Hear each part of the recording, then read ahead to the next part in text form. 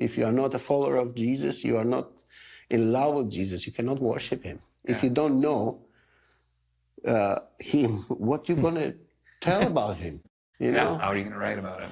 How are you going to say, oh, God, it's so good. I've heard so many songs and people sing the songs. And one of the teachings that we do a lot at our school, it's like, have you ever think about the words you sing at the song, how powerful they are? I even use an example. There are some songs that I'm scared to sing because the message there, it's so powerful. And I'm like, for example, Oceans, Spirit lead me. When the faith is without borders. Can you imagine if somebody had a faith without borders, what can happen? God said if you have a faith like a mustard seed, you can move a mountain. Can you imagine if you have a faith without borders? Where you go, what you can I'll do? go. Really? I don't know if I want to go there. These are things that we want to teach to our students. It's a way of living. It's not a ministry on Sunday.